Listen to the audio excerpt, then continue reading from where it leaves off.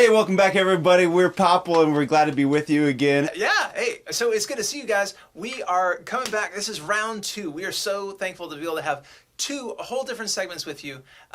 This video is brought to us by two amazing servants of the church. They are Deacon Bob O'Connor, who is a glorious man. And we really, really appreciate it. Deacon Bob O'Connor, you are a true champion. And Deacon George Nolan. Now, Deacon George Nolan, you may know because of his height. He's known for being like a sequoia. All right, hey, let's get into it. I'd like to start out with like a fun song. This is a song. Do you guys play video games? You do? Okay, great. I don't. I'm really bad at video games. Horrible at them, actually. And so is Kyle. Very bad. My video game skills are on the level of this level right here. That's my ability. But people like Kyle and I, we rely pretty heavily on cheating in order to play video games because we're not good at them. So if you don't have a skill, I can't really encourage people to cheat. But that's what we do. Is we just cheat. If you can't beat them, cheat them. So this is not good advice. No, this is like legal cheating. They gave you these cheat codes to be able to play the game for people like us. It's a pity move.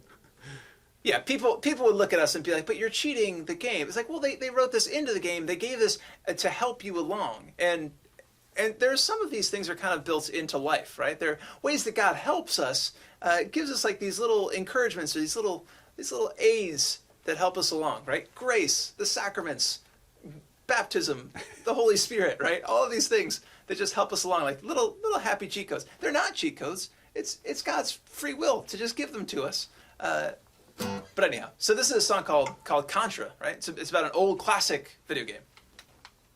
2, 3, 4.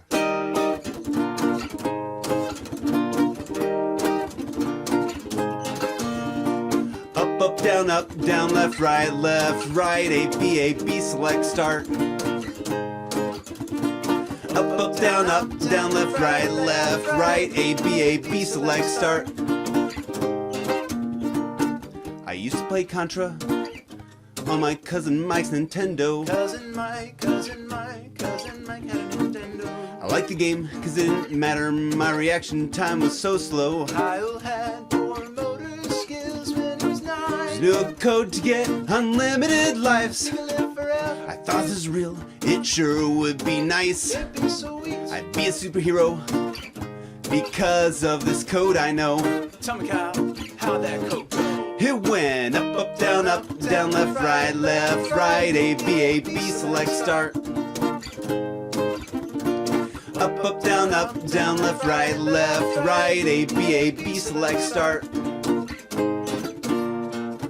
If I could live forever, I'd have so much time to spare. You'd have time, you already have a lot of free time. I like to travel, and I'd have time to go most anywhere. Can't travel anywhere right now because of COVID. It would be just like Groundhog Day. Bill Murray. I could just imagine all the instruments I could play. And nose flutes. I'd take big risks and do anything on a dare. I dare you to go outside and just push up, down, left, right, A, B, select, start. Up, down, left, A, B, select, start. But really though, I can't live forever, and I think that's best. 'Cause this world is not my heaven, just a temporary nest. And I know this might not make sense to some of you listening now, but our departure from this world can be a blessing if you just see how. We don't need up, down, left, right, A, B, select, start. Up, down, left, right, A, B, select, start. Up, down, left, right, A, B, select start. Up, down, left, right, A, B, select start.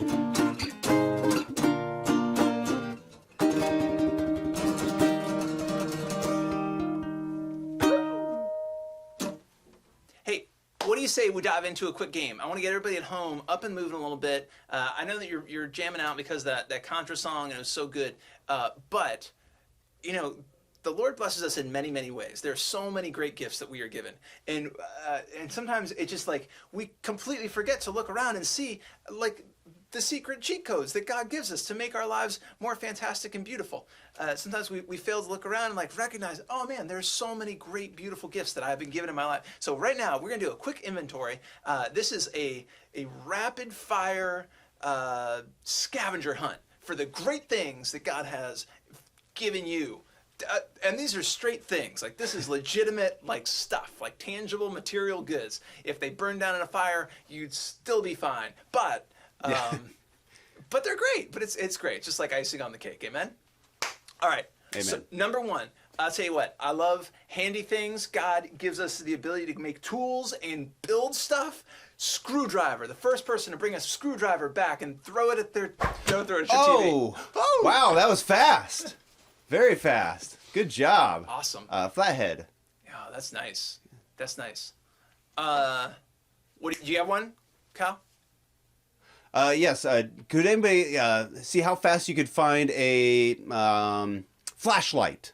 Ready? Flashlight. Oh, So you can see in the dark. Very nice. That was fast. Wow. Somebody Somebody just threw that right through their TV. Died. That's amazing. I'm so impressed. Good job. So impressed. Was that Matthew? Matthew got that. Great. How about does anybody have I need some energy. I need some energy. Who can come up with a battery? Throw a battery to Kyle. Go. Battery. Ow! Oh man. I didn't even see it come. It hit me in the head. Double A. Great. I needed one of these. That's Perfect. helpful. All right. How about some earbuds? First person to find some earbuds. Oh, earbuds. Okay. Thank you. Good. Wow. Jessica. Very fast. Jessica, super You just had fast. had them ready. I want to know Ready how to go. people are throwing them through their screens. That's very impressive. Well, if you throw something at a TV hard enough, it will enter into the video. No, don't do that. Don't do that. That's how you break your mom's TV. Not going to go over well. It kind of reminds me of a story. One of my favorite stories that I'm sure you'll remember from the story of Samuel and Eli. So there's this kid, and he lives in a temple, and he's got this guy that's like his mentor, and he's just going about his life like no big deal. And then all of a sudden, like, God keeps, you know what? Would we be able to maybe present this for everybody? Could we act this out? You read the story, and I'll do sock puppets. Oh, Yeah. that sounds great. I gave you my Bible last time we were hanging out. Oh, right, Do you right. happen to have that Yep. back? Yeah. You ready? Yeah, go ahead. 1, 2, 3. Awesome. Thank you. All right, everybody buckle up because we are diving into some Popple theater. Here we go. From the first book of Samuel. Roll. We got to roll the intro. Roll the intro. Roll the Popple Theater intro.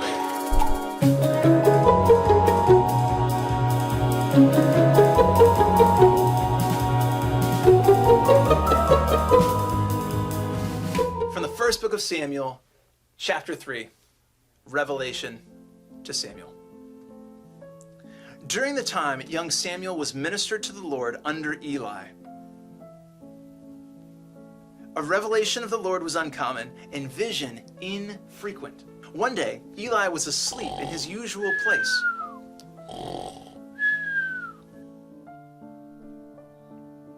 His eyes had lately grown so weak that he could not see. The lamp, that's good blind, Eli.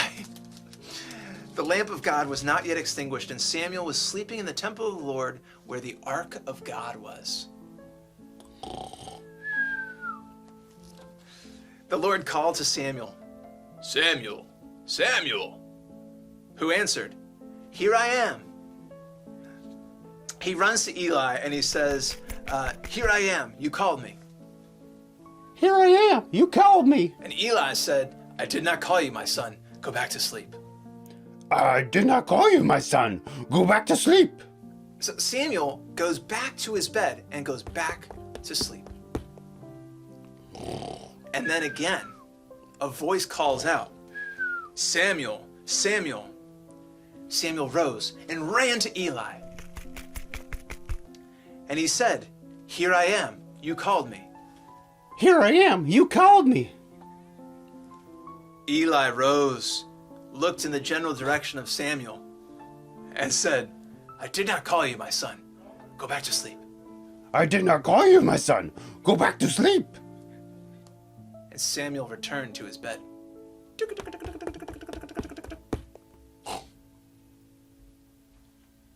At the time, Samuel was not familiar with the Lord because the Lord had not revealed anything to him as yet. The Lord called to Samuel again for the third time, and getting up, Samuel ran to Eli, and he said, Here I am. You called me. Here I am. You called me. Then wise Eli understood that the Lord was calling the boy. Eli said to the boy, Go to sleep, and if you are called, reply, Speak, Lord, for your servant is listening. Go to sleep. And if you are called, reply. Speak, Lord, for your servant is listening. When Samuel went to sleep in his place, the Lord came and revealed his presence, calling out as before, Samuel, Samuel. Samuel stood and replied, Speak, for your servant is listening. Speak, for your servant is listening. Very nice. Everybody, if you're sitting at home, I'd like you to give Kyle a big round of applause. You know, I love this story because it talks about our youth. It talks about the way that God reveals himself to us, the way that God connects with us and is constantly calling after us. And for so many people, we're Catholic and we go to Mass, or especially during COVID times, like we watch it on TV, or we don't. And it seems like God might be drifting farther and farther away from us, when the reality is God is constantly with us. God is constantly calling after us and revealing himself to us and inviting us into a deeper relationship with him. And so this one of the things I love about the story of Samuel and Eli is just that, a young person hearing the voice of God crystal clear in really beautiful ways. Well, and I think the key is some of the words that Eli tells Samuel to say is, Speak, Lord, for your servant is listening. That idea of inviting God to speak to us, not because he needs our permission, but because it shows an openness and a willingness. And then your servant implies humility, like speak, Lord, so I can serve you, not speak, Lord, so you can serve me. Like I am the servant here. Speak, Lord, your servant is listening. And then we have to listen. And so often we don't hear the voice of God, just like Samuel didn't hear the voice of God, because we're not listening for it. And people are trying to share the love of God with us. We can find truth in scripture and through different videos from different Catholic priests and speakers. There's so much great material out there, truth that we can hear the voice of God through other people, through events, through experience, through the silence of prayer. And we need to make that time, and we have to be open to God speaking to us through these different ways. I think one of the most amazing things is that, like, the name of this conference is the Catholic Life Conference. You know, and when we look particularly at the tradition, the history, and the way that we practice our faith as Catholics, like, God is integral into every part of our lives. It's not just, when we open scriptures, God talks to us, although he does, right? God reveals himself and speaks directly to our hearts, directly to the moment that we're in every time we open the scriptures, but also in community, right? God reveals himself to us in the community of people around us, in our families, right? And sometimes those lessons are easy, wonderful, like loving ones, and sometimes those are hard lessons that are very challenging and will push us to really, really seek God in our need and in our deficit, right? In the things that we lack. But God reveals himself to us in prayer. God reveals himself to us in nature. As you know, you look at St. Francis of Assisi and the way that that he opened people's eyes to see God all around them, even in nature and in the universe. One of my best friends is a scientist. He's a materials scientist. And every time I sit down and talk to him, I walk away inspired, because the way that he talks about the beauty of creation, the amazing and incredible ways that God reveals his intricate plan for the world through stuff, like through the way iron is formed and through the way like materials break. Like everything has this beautiful order and this beautiful structure to it, that for him as a scientist, he sees God all over just the scientific method, right? And through the natural world around us. And it's just one of the most inspiring things. Like in our Catholic life, God is talking to us constantly. Maybe not just speaking like Samuel heard in a dream, but he is constantly revealing himself to us and calling us into deeper relationship with him. And whatever God's calling you to, we have no idea. It might be to be a teacher or a scientist or a doctor or a janitor, a husband, a wife, a priest, a sister, a brother. So many different vocations. Maybe a deacon, and like our sponsors for today. So I thought maybe, Dan, do you think you could play a song about deacons for us? Could I ever? Could I ever play you a song about deacons?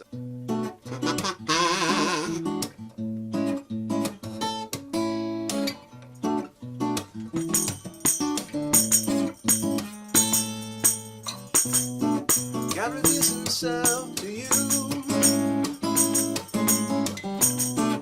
and helps others reveal himself too. Oh, Deacon Bob, oh, Deacon George, your help to fill the gaps, sweet Lord. We come to find out who you are through the way you point us to the Lord above by the stars, yeah. Deacon Bob, Deacon George, the heart of mercy, it is yours. Oh, deacons help, it's what they do. The deacons help, we're looking at you today. Deacon Bob and Deacon George.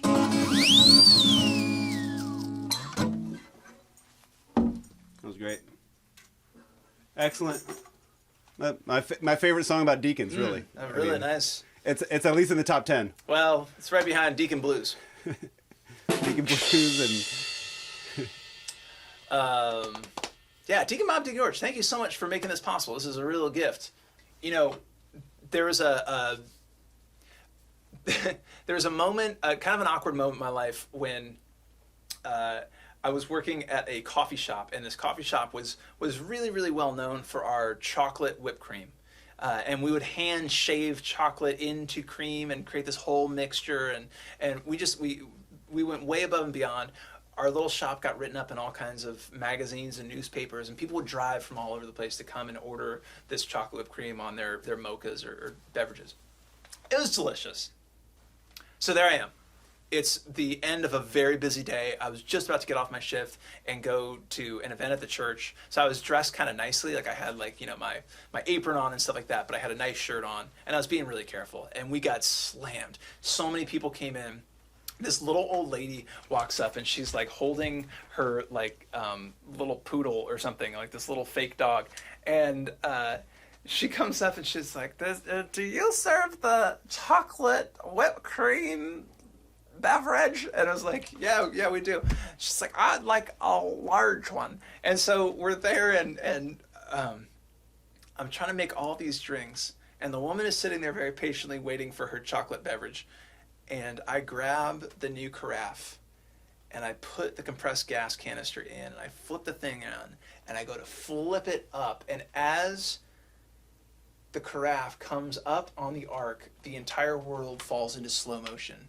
And as it's coming over, I look down and realize the lid to the carafe was not completely sealed. And I was about to release like a few 100 pounds of compressed gas into this cream mixture. What proceeded to happen was an enormous explosion. A chocolatey, creamy, dairy-filled European explosion that just went everywhere. And this poor little lady who was sitting there at the counter waiting with her puppy was completely just like covered in chocolate whipped cream. And I was covered in chocolate whipped cream, and there was just like chocolate cream everywhere. The whole thing just came apart, exploded. The carafe, the lid came off of the carafe, and there was just, it was like this tremendous mess.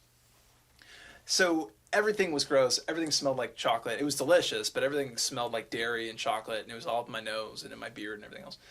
I ended up having to go across the street to get a new t-shirt. And so I go and I find this t-shirt, and the t-shirt that I find has this little message on it. It says, "The road to heaven may not be a road at all."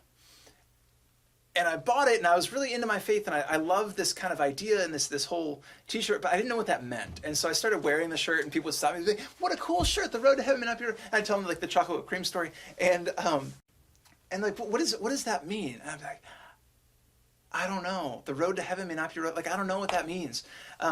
And over the years, I've kind of thought about it a lot. And I think what it means is this, is that so many times we have a plan for what our life is going to do, right? We live this Catholic life, and we expect our life to unfold on these very like specific ways, right? We're going to go to this school, and we're going to get these grades, and we're going to play this sport, and we're going to get to go, do this particular thing, and I'm going to be friends with these people, and I'm going to date this person, and then I'm going to get married, and I'm going to have a job, and this car, and a white picket fence, and all these things, right? We have all these things mapped out of what our life is going to be like. And one of my favorite phrases and like kind of jokes is, do you know how to make God laugh?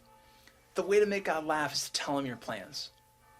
And I think it's just the most beautiful thing is that, yeah, if you want to make God laugh, tell him what you have in store for your own life. Because as long as we are focused on what we have in store for our own life, then we're not able to listen to that voice that's calling out to us like God was calling to Samuel. As long as we are the ones controlling everything about our lives, we will look around at all the different knickknacks and things and the gifts that God has given us in our lives, and we'll think, like, that's mine. I bought that. Like, I put that into my life. When the reality is that nothing is yours, right? God has given us everything.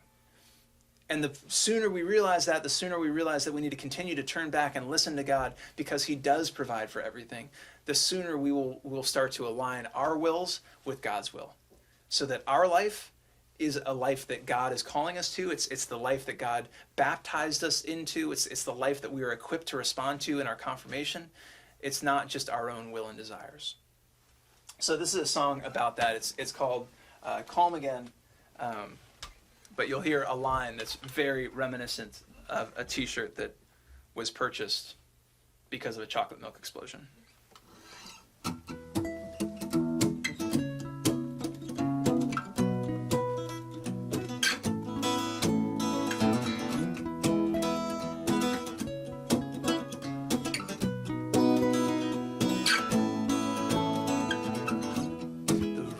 To heaven may not be a road at all, and words like water from the mouths they fall, in pain and sorrow I hold my head in your hands, in hopes tomorrow will bring us calm again.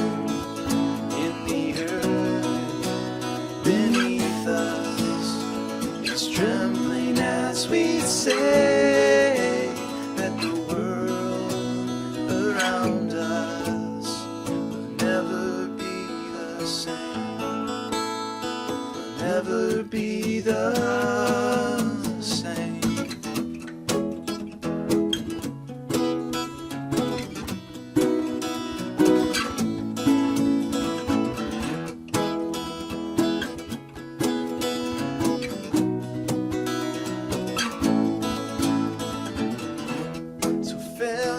Chalice with the work of human hands,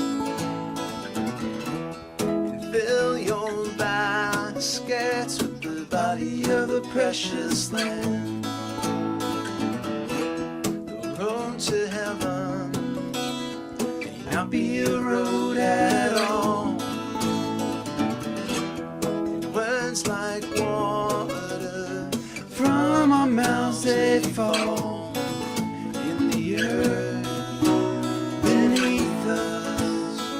It's trembling as we say that the world around us will never be the same. never be the Same.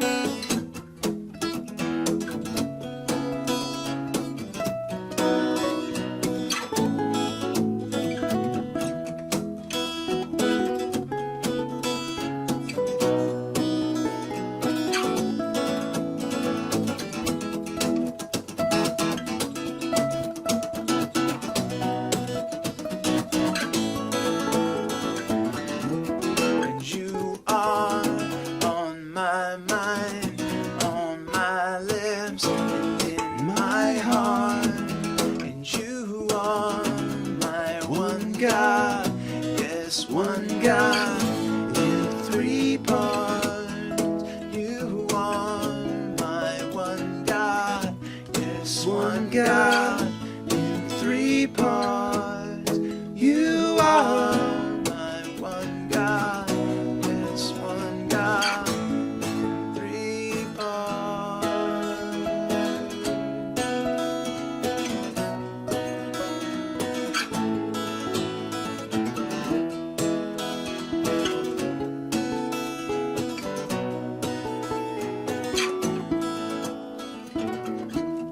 The road to heaven may not be a road at all.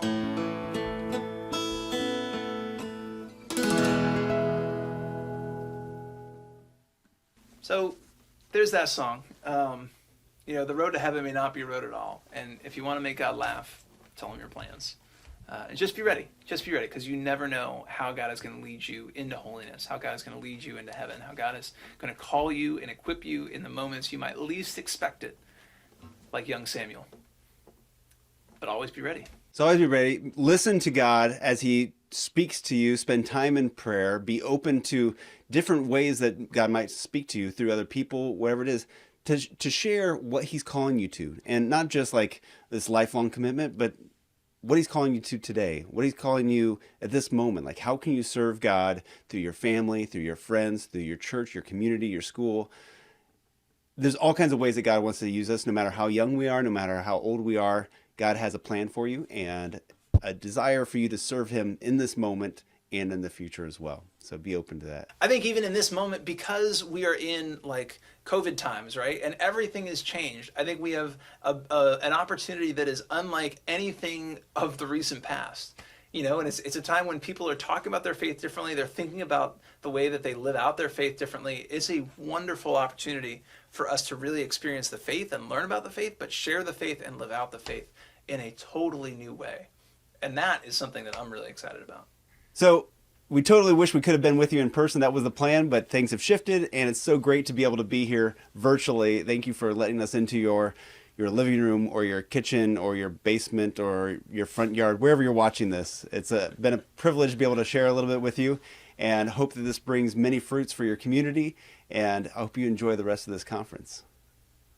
Hey, thank you so much again to Deacon Bob and Deacon George for making this possible. God bless you guys. You are in our prayers. Ciao. Thank you.